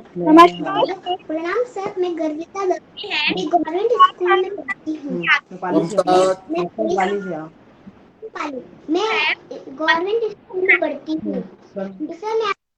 गर्विता प्लीज वो राजनीति में अगर हमें इसे हम अगर बच्चों की नॉलेज के साथ कंपेयर करके देखें तो सर आजकल की स्कूलों में बच्चों को रटाया जाता है, प्रैक्टिकल नॉलेज का स्तर बहुत ही कम है, तो इसे आप बढ़ावा देने के लिए क्या करना चाहेंगे? देखिए, निश्चित तौर पर हमारी शिक्षा नीति, नई शिक्षा नीति आई है, उसमें इसी बात को लेकर चिंता की गई थी कि बच्चे मैकाले की शिक्षा पद्धति जिसमें हर एक चीज को रट के याद करें, उसमें बड़ा बदलाव की आवश्यकता है। और इसलिए सामाजिक शिक्षा के साथ और व्यवहारिक शिक्षा के साथ बच्चों को जोड़ना बहुत जरूरी है। ये शिक्षा सिर्फ यही नहीं कि अक्षर ज्ञान हो जाए, ये शिक्षा वो शब्द है जिसमें हम सामाजिक, आर्थिक और सब पक्षों की तरफ से एक तरह से हर चीज के लिए जानकार हो जाए। मैं समझता हूं कि अब डिजिटल समय है, आज आपको किसी किताब के लिए भी लाइब्रेरी में जाने की जरूरत नहीं, ई लाइब्रेरी है। तो अगर किसी स्कूल में इस प्रकार का काम किया जाता है तो उसमें परिवर्तन की गुंजाइश भी है, परिवर्तन करना भी चाहिए। और मैं इसको उचित भी नहीं मानता कि बच्चों को किसी बात में रटाया जाए। बच्चों को एक तरह से स्किल के साथ उनका मेंटल डेवलपमेंट जब ही होगा, मानसिक उनका तभी होगा बढ़ावा, जब बच्चों को यथार्थ के साथ साथ कुछ बातें उनको सीखने का मौका मिले, न कि रटने का मौका मिले। सर, हम जानते हैं कि हम अभी हैं, लेकिन अभी जैसा कि आप देख सकते हैं हमारे साथी अभी भी बहुत उत्सुक हैं आपसे सवाल करने के लिए, इसीलिए बस 4-5 सवाल और लेते हैं और फिर हम आपसे आज के लीडर की घोषणा करने का निवेदन करेंगे। तो चलिए, सबसे पहला सवाल हमारी साथी मान्या माथुर का सवाल। मान्या, आप पूछिए। प्लीज मेरे टर्न भी। मेरा क्वेश्चन है सर, प्राइवेट एंड गवर्नमेंट में क्या मेन डिफरेंस है? Education, private education and government education में क्या मेन डिफरेंस है और क्यों है? देखिए, आज के समय में ये महात्मा गांधी इंग्लिश स्कूल जहाँ गांव में पहुंचा है सरकारी क्षेत्र में, और धीरे धीरे आप देख रहे हैं स्कूलों का इंफ्रास्ट्रक्चर सरकारी स्कूलों का भी बहुत बड़ा है, और आज सरकारी विद्यालयों में ज्यादा प्रतिष्ठित और ज्यादा क्वालिफाइड शिक्षक हैं। आवश्यकता इस बात की है कि गांव के अंदर जो हर विद्यालय के साथ बनी हुई समिति है अभिभावकों की, वो थोड़ा जागरूक रहे और संबंध रखें, तो आज सरकारी विद्यालयों में शिक्षा अच्छी मिल सकती है, अच्छी मिल भी रही है। और वैसे प्रतिस्पर्धा का समय है, कोई गांव ऐसा नहीं बचा जहां प्राइवेट स्कूल नहीं गया है। तो मैं समझता हूं कि अगर गुणवत्ता दृष्टि से मुझे कोई पूछे तो जो फैकल्टी जिसको हम कहते हैं, जो जिसमें शिक्षक जिसको हम कहते हैं, वो सरकारी विद्यालयों में अच्छे हैं, और इंफ्रास्ट्रक्चर भी सरकारी विद्यालयों का बड़ा है। इसलिए किसी भी कीमत पर अब सरकारी विद्यालयों को आप निजी विद्यालयों से कम नहीं आंक सकते। गर्विता दवे हमारे साथ जुड़ी हुई है, आप अपना सवाल पूछ सकती हैं। गर्विता दवे, मैं आपसे ये सवाल पूछना चाहती हूँ कि आपने लोगों की सेवा के लिए बीजेपी को ही क्यों चुना? गर्विता, तुमने बड़ा अच्छा सवाल किया। देखिए, हर पार्टी का अपना एक मैनिफेस्टो है, अपनी एक नीति है, अपने एक दर्शन है।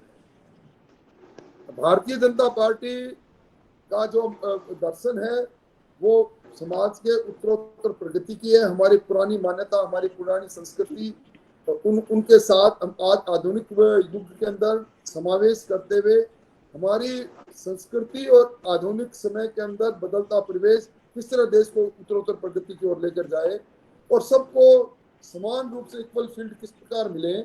अभी आपने देखा कितने बड़े निर्णय हुए, राम मंदिर बनाने का निर्णय, आपने धारा 370 समाप्त करने का निर्णय,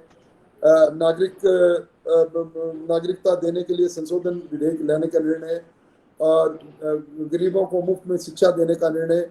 अनेकों निर्णय ऐसे हैं जो पार्टी विद डिफरेंस के साथ भारतीय जनता पार्टी को अलग दूसरी पार्टियों से अलग करते हैं। इसीलिए भारतीय जनता पार्टी को मैं मानता हूं कि आज के इस समय के अंदर राजनीतिक दलों में उनका एक अलग स्थान है और भारतीय जनता पार्टी अलग है। Good evening. Very good evening.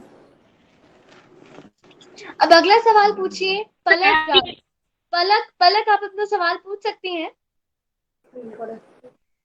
नमस्कार सर, मेरा नाम पलक जादौन है। मैं 7वीं कक्षा की छात्रा हूँ। मेरा आपसे ये प्रश्न है कि जैसा कि हम सभी जानते हैं ये कोरोना काल का वक्त है, तो इसमें आपका क्या योगदान है? पलक, वास्तव में तुमने सही कहा कि कुछ वैश्विक महामारी ऐसी हो जाती है जिसमें सरकारी तंत्र के रूप में नहीं, हमें भी एक जागरूक और जिम्मेवार नागरिक के रूप में कुछ बातों को करना चाहिए। इस तरह सोशल डिस्टेंसिंग की बात आई, मास्क के यूज करने की बात आई, सैनिटाइजेशन की बात आई, ये सारे कौन करेगा? सरकार ने हम सबको करना चाहिए। जहां तक मेरा सवाल है, मैं जिस इलाके से जहाँ का एमएलए हूँ, मैंने उस इलाके के अंदर अपने खुद के एफर्ट से, अपने दोस्तों के एफर्ट से पूरा अभियान चलाया, कोई भूखा नहीं सोए। इस अभियान के साथ जो मजदूर लोग थे, जो रोज कमाते थे, रोज खाते थे, उनके लिए इंतजाम करने का काम किया। मैंने सैनिटाइजेशन के लिए अपने सारे जो गांव उनमें एक दो मशीनें भेज दी, और शहर के अंदर मैंने खुद ने भी सैनिटाइजेशन करने के लिए काम किया। मैंने अभी दूसरे चरण के अंदर एक ऑक्सीजन प्लांट 72 लाख का मेरे मित्रों के सहयोग से, निजी प्रयास से चिकित्सालय में लाकर उसमें खड़ा कर दिया और चालू कर दिया जब ऑक्सीजन की महामारी थी। मैंने स्थायी तौर पर अटल संजीवनी बैंक बनाकर स्थायी रूप से एक समाधान कर दिया, गैस की जरूरत हो तो ये बैंक इंतजाम करेगा। आज में हर गांव के अंदर हमने कोरोना वायरस बना दिए, उनको एक गन दे दी, ऑक्सीमीटर दे दिया, दवाई की किट दे दी, ताकि तत्कालिक रूप से प्रारंभिक लक्षण आ रहे पर वो करें। अनेकों काम है उनको गिनाया नहीं जा सकता, पर मैंने कोशिश की थी मानवता की सेवा करने की। मैं ये नहीं समझता परफेक्शन हो, पर कुछ प्रयास हुआ, कुछ कदम आगे बढ़े, पर हर एक आदमी को करना चाहिए इस प्रकार के समय। जी, अब रियांशी मास्टर अपना सवाल पूछ सकती हैं और उसके बाद तैयार हो जाए पूर्वी, क्योंकि अब आखिरी सवाल हम लेंगे पूर्वी का, और उससे पहले रियांशी आप पूछ लीजिए। सर मैं ये आपसे पूछना चाहती हूँ कि हमें 8th क्लास से एम्प्लॉयमेंट एजुकेशन क्यों नहीं दी जाती है? देखिए 8th क्लास से एम्प्लॉयमेंट एजुकेशन तो बहुत पहले हो जाएगी। ये फाउंडेशन है, एम्प्लॉयमेंट के साथ एजुकेशन को जोड़ के नहीं देखना। आज हर शिक्षा के अंदर नौकरी को हम ढूंढने लग जाएंगे और हर सरकार या हर क्षेत्र में नौकरी मिल जाएगी, संभव ही नहीं है। हमें अपने व्यक्तित्व निर्माण में अपनी शिक्षा का उपयोग और उपभोग हम कैसे कर सकते हैं, सवाल इस बात का है। तो मैं नहीं समझता कि 8th से नहीं, पर आपने देखा होगा 10+2 के बाद व्यावसायिक शिक्षा का प्रावधान इस नई शिक्षा नीति में किया गया है। मैं समझता हूं उससे एक परिवर्तन आपको निश्चित तौर पर दृष्टिगोचर होगा। Okay sir, thank you. जी, अब पूर्वी आप पूछ सकती हैं। गुड इवनिंग सर, मैं पूर्वी शर्मा कक्षा 7वीं की छात्रा टैगोर स्कूल से बोल रही हूँ। मैं जयपुर जिले में रहती हूँ। मैं आपसे यह प्रश्न करना चाहती हूँ कि छात्र और छात्राओं से बातचीत करने पर आपको क्या क्या लाभ मिलता है? देखिए, छात्र और छात्राएं ये हमारा देश का भावी भविष्य है। हम जब बात करते हैं तो सबसे पहले हमें लगता है कि आप लोगों में पूर्वाग्रह नहीं, आप समग्र आपके चारों तरफ की घटनाएं जो कुछ हो रही है उन घटनाओं को आत्मसात करते हुए कुछ आपके दिलो दिमाग में कुछ सवाल तैरते हैं, कुछ बातें तैरती है जो आप सुनते हो, जो पढ़ते हो, उसी अनुरूप जो सवाल करते हो उसमें मौलिकता नजर आती है, उसमें कोई पक्षपात नजर नहीं आता। और ये भी लगता है कि देखिए कितने आज जागरूक हो गए। मुझे मनीष ढाका का वो सवाल के परसों की घटना, किसी नेता के कपड़े फटे, उनके दिलो दिमाग में वो घटना बैठ गई। तो आप लोगों से हम लोग भी जो नीति बनाने वाली और विधान बनाने वाली विधानसभा, बच्चों विधानसभा को विधानसभा क्यों कहते हैं कि वो सभा जो विधान, जिसको लेजिस्लेचर कहते हैं, कानून है, वो बनाती है। तो हम कानून बनाने वाली, विधान बनाने वाली सभा के लोग हैं। आप लोगों की मौलिक बातें सुनकर हमारा भी मार्गदर्शक होता है। मार्गदर्शक कोई उम्र से नहीं होता, कोई ज्ञान से नहीं होता। हर व्यक्ति में कुछ न कुछ ऐसी है जो दूसरे में नहीं। तो आपसे हमने भी बहुत सा सीखा। आज मैं भी कई बार विद्यार्थी बना, कई बार बड़े तीखे सवाल आप लोगों ने किए, पर आप अच्छे बच्चे हो। Thank you sir. इसीलिए तो हमने डिजिटल बाल मेला की शुरुआत की, ताकि बच्चों की बात भी सुनी जाए। नहीं तो बच्चों को हमेशा चुप कर दिया जाता है। अब इस प्रांगण में मौजूद जो हमारे बच्चे हैं वो इस पल का कब से इंतजार कर रहे हैं। समय आ गया है हमारे इन प्रांगणों के उस समय का जिसका हम सब इंतजार करते हैं। समय आ गया है आज के लीडर को घोषित करने का। सर, हमारे इन प्रांगणों में जो बच्चा हमारे मेहमान को सबसे ज्यादा प्रभावित करता है अपनी बातों से, अपने अंदाज से, उसे उस दिन का लीडर घोषित कर दिया जाता है। सर, आपकी दृष्टि से आज की हमारी आपका लीडर कौन है? जानवी, एक से एक बढ़कर प्रतिभाओं से साक्षात्कार करने का मुझे मौका मिला। मुझे मालूम नहीं था कि मुझे आखिर में आप ये कहोगे कि किसने सबसे ज्यादा, पर मैं वो नाम शायद भूल जाऊं जिन्होंने कहा था कि मैं दृष्टिबाधित हूं, दिव्यांग हूं। मुझे सबसे ज्यादा उस बच्चे ने प्रभावित किया। और दूसरा प्रभावित किया जोगाराम ने, जो स्कूल की छत से इस बाल मेला में भाग ले रहा है। मुझे अच्छा लगा कि इतनी जागरूकता इन लोगों में आई। पर एक से एक मैं किसकी बात करूं, कर्नाक की बात करूं, सानवी की बात करूं, रितिमा की बात करूं, माही जैन की बात करूं, मेरे पास कई नाम मैं लिखता चला गया और मैं कंफ्यूज हो गया। पर अगर आप कहोगी तो मैं उस बच्चे को, जो मैं नाम नहीं भूल रहा हूं उनका, लिखा भी था मैंने कहीं, जो दृष्टिबाधित की बात जिन्होंने कही थी अपने स्कूल पर के खेल मैदान पर। सर, मेरा नाम शैतानाराम चौधरी है सर। शैतानाराम चौधरी, शैतानाराम चौधरी, शैतान बहुत है, बहुत अच्छा लगा। धन्यवाद, धन्यवाद सर, बहुत बहुत धन्यवाद सर आपका। तालियां बजाएं।